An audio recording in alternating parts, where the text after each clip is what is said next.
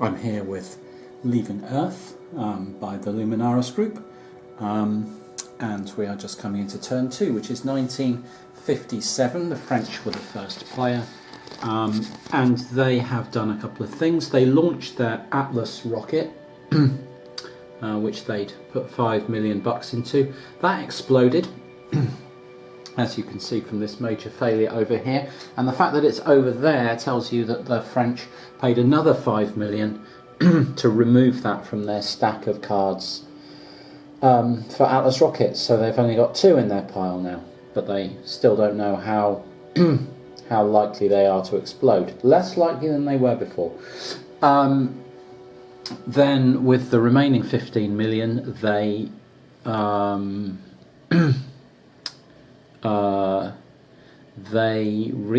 they did some things that are illegal.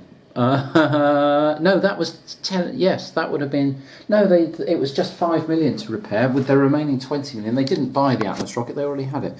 So they launched that, spent 5 million, and with the remaining 20 million, they researched these Soyuz rockets, and then they started their next scheme, which is to buy some ion thrusters.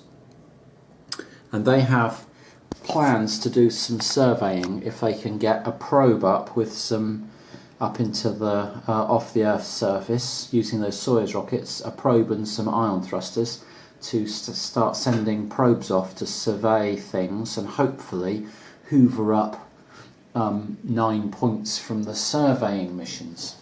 So now we've come over here to NASA, and NASA, what did they do? They had 25 million to spend. They bought Saturn rockets, but in a change from what everyone else has done, they then went for some life support, and then they started building their new rocket, starting with an Atlas for 5 million. And they've kind of got an idea that they might try and get a capsule of some description into orbit and start testing life support.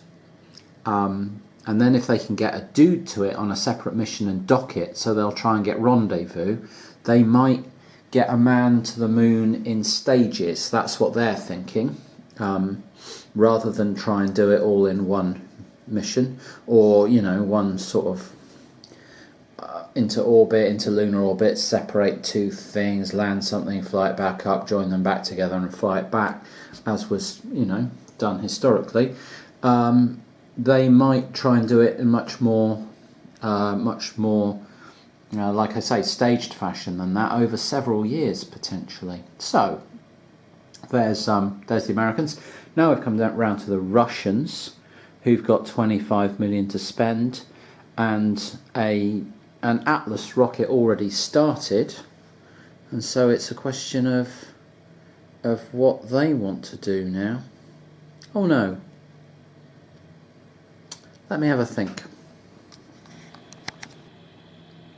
Okay, I thought I might have messed up and spent too much Russian money, but they got an extra 10 million last turn for the point that NASA got, so they've got those 35 million's worth of gear, and they've got 25 million to spend, and they've got a plan. So they are going to spend 15 million on a Saturn rocket to add to this Atlas rocket that they've already got. So they've got a Saturn rocket and an Atlas rocket all ready to go. That's 15 million. And then they're going to buy a probe, 17 million. Okay, 17 million. So let's dump 20 million off so that I don't get this in a pickle. So they've got 8 million left for now. And now they're Russians. The way they're going to test their rocket is by launching this sucker. So they are going to fire off this Saturn rocket. This whole deal has a mass of 25, so 20 for the Saturn rocket and 5 here. 25 from Earth into Earth orbit, difficulty 8, requires 200 thrust. They've got 200 thrust. So the Saturn rocket is off. Let's lay these out, just shuffle them up. We don't know what's what. As usual, I'm going to roll a D3 for these to see which one we pick. Let's come over here, and we've got a 6, so it's the third card along. The Saturn rocket then is a success. Excellent. The launch was successful, and this Russian craft has gone from Earth straight up here into Earth orbit. Brilliant. Now we haven't got 10 million bucks left to get rid of that success, so we're just going to have to shuffle these together later. I can't do it now one-handed, so I will have to do it later, and we'll just carry on with what the Russians are doing now. So the Saturn rocket is gone, successfully launched, and now the Russians have got a probe and an Atlas rocket, and that is weight mass 5 with 27 thrust, so they can do up to 5 difficulty. So they've got 2 options. Well, they've got a number of options actually, but they've got 2 good options. The first good option would be to try and fire off their Atlas rocket and put their probe into lunar orbit, from where it could survey the moon, which could score them 4 points. The second good option would be to do this difficulty 5 maneuver here, Mars orbit, which is going to take a long time, but if they can do that, that's going to put their probe into Mars orbit, from where it could try and start surveying Mars, and that's worth 5 points.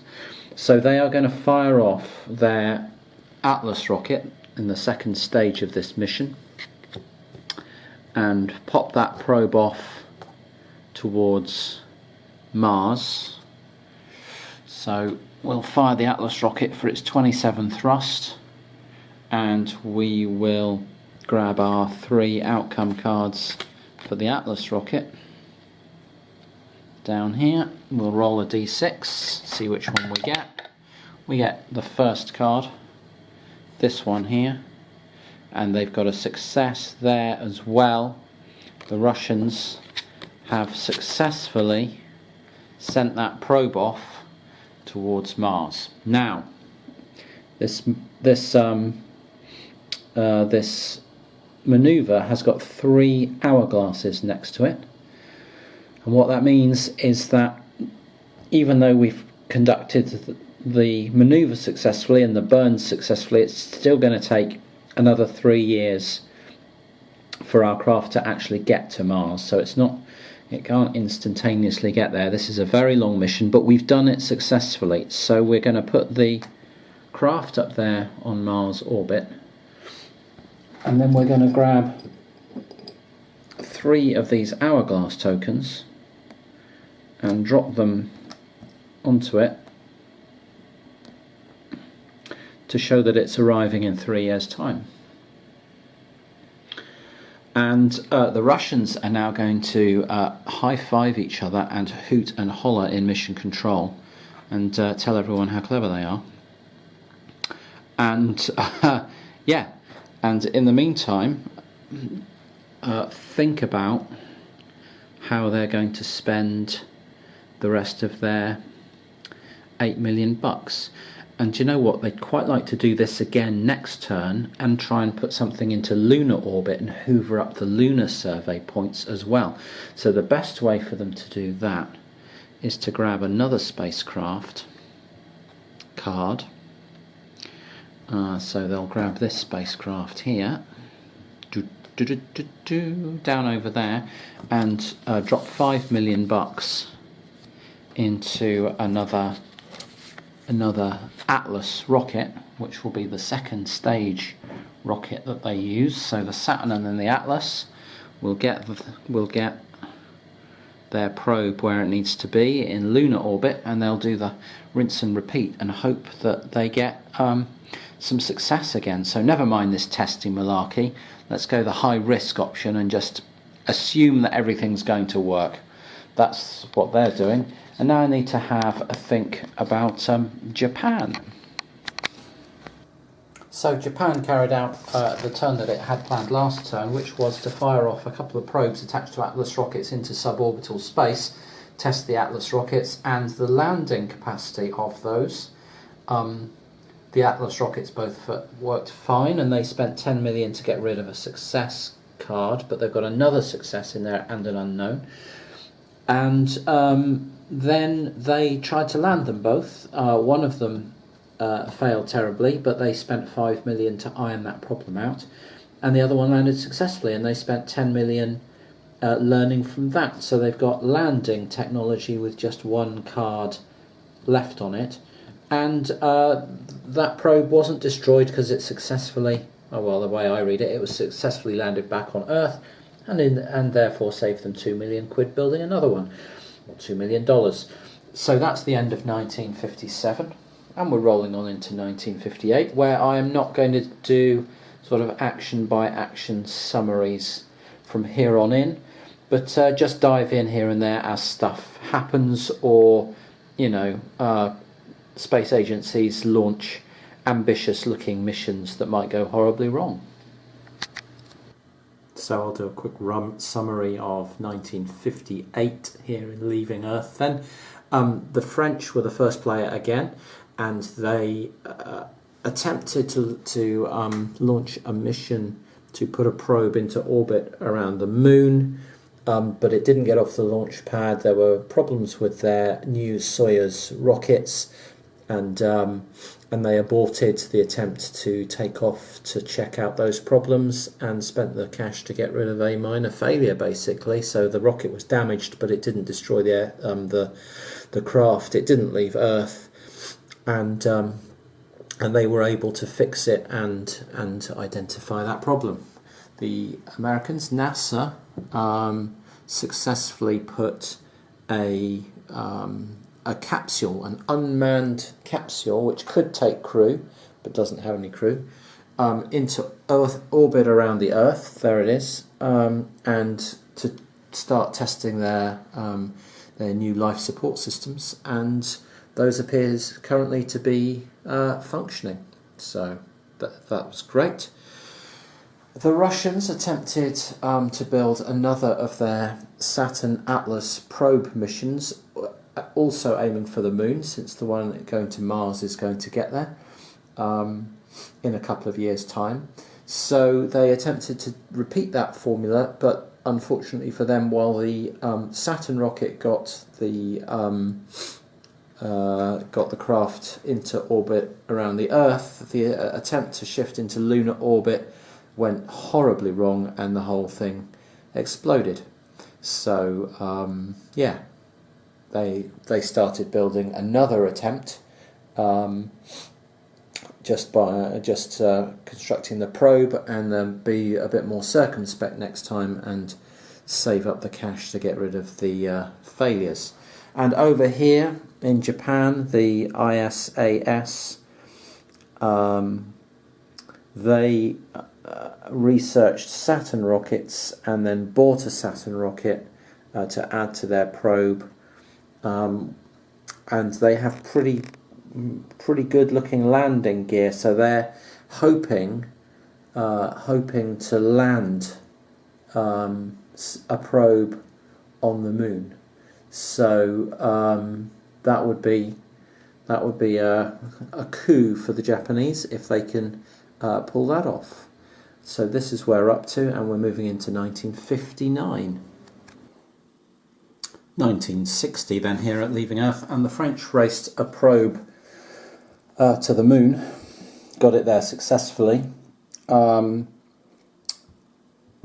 it failed its surveying outcome. So the French, these surveying cards I hadn't noticed, but they only have one outcome card on them, and then after that you can use them, so they're easier to perfect than other technologies. Anyway, their surveying card was a failure, which they haven't bothered to buy off because they knew that the Russians had then beat them to the punch, because the Russians had perfected their surveying, having had a previous attempt. And so the Russians successfully surveyed the moon for 4 points, and also got their probe to Mars and successfully surveyed Mars for 5 points. So the Russians have now grabbed a very handy 9 points. That's just given everyone else 20 million bucks. So everyone's had a 20 million boost, but the Russians haven't even started spending their money for this turn yet, so they've got 25 million to spend, and everyone else has got 20 million more to spend, because the Russians were the last player this turn. So we're still in 1960 with a lot of cash flying around, and everyone is now focused very much on this man on the moon. That's the game changer up here. You've got a 4-point man in orbit, a 6-point lunar lander, and a 12-point man on the moon. So the Russians with 9 points, NASA with a single point, Japan having a horrible time. They've had back-to-back explosions of Saturn rockets in 1959 and 1960. That's rather set them back. The 1959 one was horrible because they had a really big rocket built attempting for a moon landing, and the whole thing exploded before it even got into suborbital space. So horrible for them, and that kind of knocked their confidence a bit. The French feeling like they've gone in the wrong direction. They've wasted money on ion thrusters that are no good, and even the Atlas rockets probably weren't the best option initially. So they now feel like they're playing catch up, and the Russians are in a very good spot. Americans, although they've only got a single point on the board, have got some interesting technologies. They're feeling more and more confident about their life support that no one else has got, and they've gone for this rendezvous technology. They've got this an actual capsule that can take crew in orbit around the Earth, which they're trying to figure out. They want to try and use that as a staging post, get some supplies up to it, get some crew in it, and then drop into the moon, come back out from the moon and ferry the guy back to Earth in a kind of staged approach, rather than trying to do it all with one huge monster technology. But they're not. I'm not struggling. I'm just not putting huge amounts of effort into working out quite how to make it feasible, which you would do as the single player of the USA in a 4-player game. You would be sat there working out to the nth degree exactly how to do that, but turning to play each player in turn, I'm only focusing my attention on how to try and make progress when I get to them. Anyway, I'm on the Russians. It's still 1960, lots happening.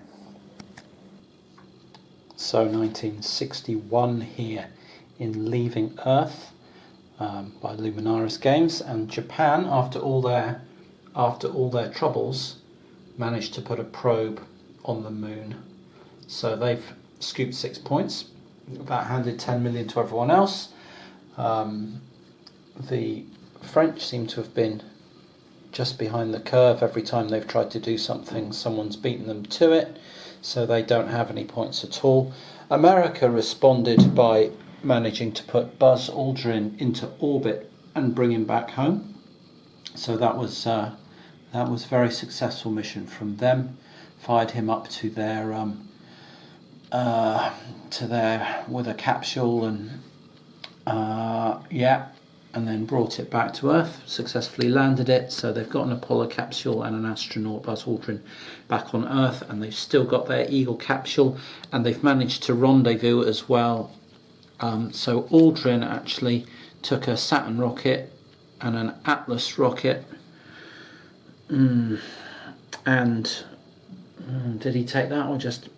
No, they've flown 2 missions actually, because they've managed to fly a Saturn rocket with that Atlas and dock it with the Eagle, and they've managed to fly a Saturn rocket with Aldrin and that pod, and bring it back to Earth again. So they've got a capsule in orbit around the Earth here with an Atlas rocket ready to go, and they've got to figure out how they're going to get onto the moon and back off again, but then so has everybody else. Russia has a lot of rockets stacked up here, so 40 million's worth of rockets backed up, but is currently wondering how they're going to use them, how they're going to plan their missions. They've also bought life support, landing and rendezvous technology, and they're still in the lead with 9 points. So 9 points to the Russians,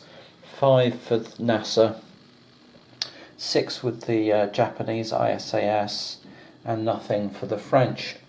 Of course, we've got one mission left to go for, which is putting a man on the moon and bringing him back. That's worth 12 points, and whoever gets it wins, because 12 points would be a winning score on its own, irrespective of what other points are around. So, although everybody does want to place, I'm not playing this like people don't care. So, the 12 points would win it, even for France. If France could put a man on the moon and bring him back again, that 12 points would win the game for them. However, there are risks involved in this. If you get astronauts killed, they're -2 points per astronaut. So you're not guaranteed the score you've currently got. If you start risking the lives of astronauts and getting them killed, they cost you -2 points per time. So 1961, we're moving into 1962, and everyone is now trying to be the first to put a man on the moon and bring him home. 1965 here in Leaving Earth, and the game has just finished with France putting a man on the moon successfully and bringing him back. It was Joseph Walker who piloted a craft over to the moon. Actually, he made it onto the moon and back into Earth orbit in 1964, and didn't actually come back to Earth until 65, after a little bit more testing of the re-entry the re-entry technology. But that's besides the point. France went for it, even though they didn't have a lot of this technology very well tested, but they decided that with 0 points, and America and Russia both looking very threatening, they decided to go for it. Joseph Walker was the first man on the moon, and he returned in this one-man Vostok capsule and scored the French 12 points, and they therefore won the game in 1965. Second place with 9 points were the Russians, who were the first who managed to survey Mars with the probe and Moon with the probe, so that was pretty good. Third place with 6 points were the Japanese, who were the first to land something on the moon. They managed to put a probe on the moon with a lunar lander. And in last place, fourth place, NASA, who were the first to put a rocket into space and the first to put a man in orbit. But this idea of building a sort of staging post platform in Earth orbit to get to the moon proved far too complicated and fiddly and unwieldy to actually really be very viable. So they've got a whole stack of stuff here that's waiting for liftoff, and they've got a whole stack of stuff here, a whole load of components in orbit around the Earth, and supplies in their capsule ready to go and stuff, but never quite got the whole kit, the whole formula for it to work properly. So yeah, they had a lot of well-tested technology, but couldn't quite find the right formula to get onto the moon and back again. So that's how we've ended up after what is a really excellent game. There's to be honest, there's there's a great sense of satisfaction when you complete a mission as long as it's got some moderate complexity to it. So putting a probe into orbit, I wouldn't say is necessarily that satisfying, but putting an astronaut into orbit and bringing them back, because you're risking victory points, because it's 2 victory points if that guy dies, suddenly there's tension there, and it's really quite satisfying to do it. And certainly to put like this lunar lander that the Japanese put on the moon was really, really good fun. To see that succeed was awesome. And then this French flying by the seat of their pants mission, you know, they had to draw a life support chit because this guy survived out in space for a turn, having to draw a life support chit, and this hadn't really been tested at all. What's in here? See, look, there's a major failure in here. 2 successes and a major failure. That would have been the end of Joseph Walker had that been drawn, but it wasn't. They pulled the success out, and he had to land with the landing relatively untested twice. I don't even know what's in here. See, there's a minor failure, but he's a pilot, so he can turn that into a success. So yeah, cool stuff. But anyway, there is a real sense of satisfaction when you actually manage to pull some of these missions off. And I've been playing the easy stuff. You know, I had 4 easy missions and 2 mediums, and the mediums of landing a probe on the moon and landing a man on the moon and bringing him back were quite tricky enough, thank you, for the first go round. So hard missions, which are no doubt going to involve trying to land on Venus and Mars and Ceres, yeah, that is going to be significantly more challenging with the technology you have available. You start looking at this stuff and you go, they're not big enough, there's not enough power, there's not enough thrust, how the hell am I meant to do this? It's which is what gives it that satisfaction when you do find a formula and a mix of rockets and staging and combinations that work for what you're trying to do. Yeah, great fun. Leaving Earth, really, really good. I'm looking forward to this. I'm trying to get the Outer Planets expansion, but I think I don't intend to play it. Even if it arrived tomorrow, I would stick with the base game for a few more plays before I went into any of that. And I don't think I'm even going to add the Mercury expansion into this until I've had at least another 2 or 3 more plays. But I've really enjoyed this game.